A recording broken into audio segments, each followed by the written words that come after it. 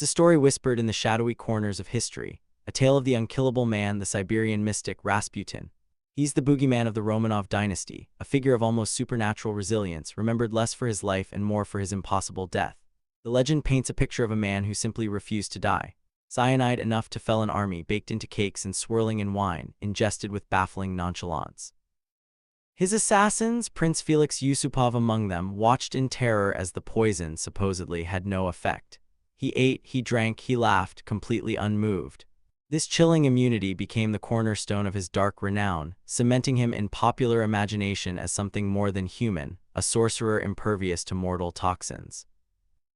But what if the legend itself was the most potent poison of all? What if the true darkness lies not in Rasputin's supposed invulnerability, but in the deliberate crafting of a myth designed to obscure a far simpler, more brutal truth? The autopsy, a cold, clinical unraveling of the sensational, tells a different story entirely. Not a trace of cyanide was found in his stomach or organs. The miracle of his resistance to poison, an elaborate theatrical production, a ghost story spun years after the fact. Perhaps the poison degraded, perhaps it was never truly ingested, or perhaps, as some modern theories suggest, his rumored daily consumption of garlic acted as a surprising antidote. Regardless, the forensic reality shatters the myth of his unearthly resilience right at its chemical core. The story continues, of course, with bullets. After the supposed failure of the poison, a desperate Prince Yusupov shot Rasputin at close range. Believing him dead, the conspirators left the room, only for the undying monk to reportedly revive, clawing his way up the stairs, attempting to flee the palace grounds like a wounded beast. He was then shot again multiple times before finally succumbing. The autopsy did confirm 3 gunshot wounds with a fatal shot to the forehead. He was indeed shot. He was indeed dead. The revival, the desperate flight, the successive volleys of bullets meant to vanquish a demonic entity, elements likely embellished for dramatic effect, amplifying the narrative of a seemingly immortal adversary. And then the final desperate act. His body, still supposedly alive, bound and thrown into the freezing waters of the Neva River. The legend insists he clawed at the ice from below, his final struggle a testament to his sheer will to survive even in the watery depths. Yet once more, the stark reality of the autopsy dismisses the dramatic flourish. No water in his lungs. Rasputin was dead long before his body met the icy embrace of the Neva. His lungs held no evidence of a struggle for breath, no final gasp beneath the surface. He was already gone. So where did this powerful, enduring myth come from? Much of the sensational, undying legend stems directly from Prince Felix Yusupov's memoirs, published years after the assassination. His dramatic account, crafted with literary flair, served a powerful purpose: to portray Rasputin not as a man but as a supernatural evil, a force so potent it required extraordinary, almost mythical, measures to destroy. It was a narrative designed to justify an assassination that shocked the world, to absolve the killers by making their victim monstrous. The myth became more compelling, more horrifying than the mundane reality of a targeted killing. Even the bullets themselves hold a layer of intrigue. The autopsy reportedly found that one of the bullet wounds came from a .455 caliber British Webley revolver, a weapon not typically associated with the Russian conspirators. This detail has fueled theories of potential British intelligence involvement, adding another conspiratorial layer to an already labyrinthine plot. The dark secret, then, is not just about Rasputin's alleged invincibility, but about the calculated construction of a legend, a deliberate manipulation of truth that has overshadowed the real man for over a century. But who was this man, Grigory Efimovich Novik, before he became the myth, before he was branded Rasputin, the debauched one? He was born into a world far removed from the gilded palaces and political intrigue of St. Petersburg, a world of vast, silent plains and ancient forests. His origins were humble, buried deep in the Siberian village of Pokrovskoye, nestled along the Chura River. Here, life was dictated by the rhythms of the seasons, the harsh realities of peasant farming, and the simple, unwavering faith of the Russian Orthodox Church. There was no grandeur, no prophetic aura clinging to his birth. He was simply Grigory, a boy like any other in a community bound by tradition and hardship. Rasputin's origins were forged in the rough isolation of Pokrovskoye, an illiterate, labor-worn existence marked by petty mischief and seemingly destined for the quiet anonymity of the soil. This initial phase served as a deceptive dormancy, a chrysalis of unformed potential buried beneath the frozen Siberian earth, masking the extraordinary behind the mundane. Yet, within this unremarkable vessel, a slow, tectonic spiritual awakening began to stir, born of hallucinatory visions and profound existential crisis, wrenching him from the superficiality of his peasant life and igniting the raw, untamed force that would soon consume him. Imagine Grigory, a young man grappling with an undefined yearning, a spiritual hunger that the simple village faith could not quite satisfy. He was a vessel, filled with the raw, unfiltered energy of the land but lacking direction. He saw the world with an intensity that others missed, a keen observational eye for human nature, for suffering, for the hidden currents beneath polite society. This was not yet a supernatural gift, but a nascent, almost animalistic empathy, honed by a life of hardscrabble survival and direct engagement with the elements. Then came the true turning point, the specific event that shattered the ordinary and set him on an irreversible path. It wasn't a single lightning bolt, but a prolonged, agonizing internal crucible. Around the age of 28, Grigory abandoned his family and village, embarking on a pilgrimage to the Verkhoturye monastery. This was no casual journey. This was a desperate search for meaning, a plunge into the unknown. He wandered for months, perhaps years, traversing the vast Siberian landscape, encountering hermits, holy fools, and wandering monks. He embraced asceticism, fasting, prayer, and self-denial, exposing himself to the harsh elements and the equally harsh realities of spiritual seeking. This period was his symbolic death and rebirth. He was like the solitary wolf, leaving the pack, howling at the moon, seeking a truth known only to the wilderness. He shed the skin of Grigory Novik, the ordinary peasant. He absorbed the wisdom of the land, the stoicism of the forests, the unyielding power of the rivers. He learned to read people not through books, but through their eyes, their anxieties, their unspoken desires. His physical senses became acutely attuned, his intuition sharpened to a razor's edge.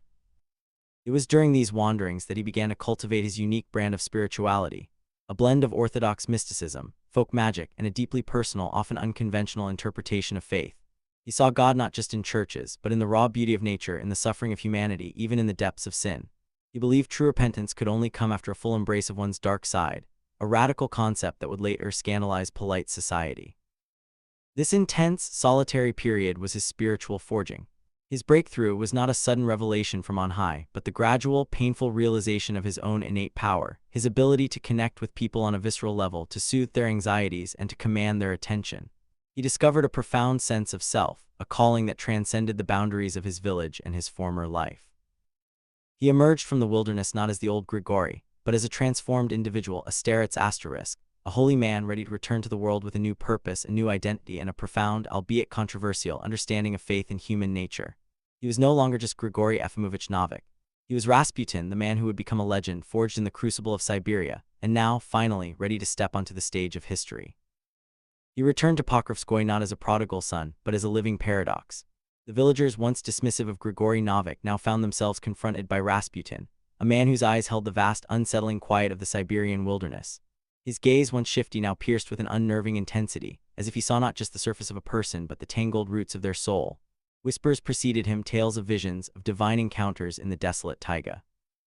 He was no longer just a man, he was a vessel, imbued with a strange, compelling authority that made the mundane seem sacred, and the sacred, unsettlingly human. The air around him thrummed with a different energy. His rough peasant clothes, once a mark of his low station, now seemed to lend him an earthy authenticity, a direct connection to the soil and to God, unmediated by gilded robes or church hierarchies. People were drawn to him, first out of curiosity, then out of a desperate hope. They brought their sick, their despairing, their children afflicted with ailments no village healer could touch, and Rasputin, the former Grigory, would lay hands on them. A mythological story began to coalesce around him, forming like mist over the river Chira. It was said that Rasputin possessed a miraculous healing touch, a divine asterisk blagadat that could mend broken bones, quell fevers, and even calm the fits of epileptics.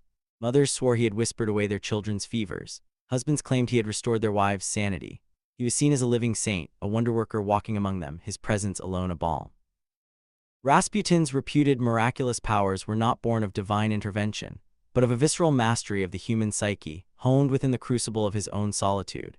His healing was essentially an act of psychological restoration, where hypnotic charisma and undivided attention alleviated the psychosomatic burdens of the peasantry, masquerading as physical cures through the lens of desperate faith. Similarly, his apparent clairvoyance was rooted in acute observation rather than supernatural foresight. By reading the subtle language of the body and understanding the universal patterns of human frailty, he offered shrewd deductions and ambiguous metaphors that allowed believers to project their own truths, effectively predicting the future simply by understanding the present with piercing depth. But the true, dark secret behind his burgeoning legend, the wellspring of his controversial power, lay not in his charisma or his perceptiveness, but in a radical, almost heretical spiritual philosophy he had forged in the crucible of his own wild journey. Rasputin preached a doctrine that scandalized the devout and simultaneously captivated the guilt-ridden, the concept of salvation through sin. He believed that true repentance, true spiritual awakening, could only be achieved after one had fully immersed oneself in sin, experienced its depths, and then from that profound low turned back towards God with genuine contrition. He argued that a soul that had fallen and then risen again, purified by the fire of experience, was more precious, more truly enlightened than one that had remained untouched by temptation. This was not an invitation to depravity, but a profound, albeit dangerous, reinterpretation of redemption. To Rasputin, the path to God was not a sterile, sinless ascent, but a turbulent, often messy descent and re-emergence.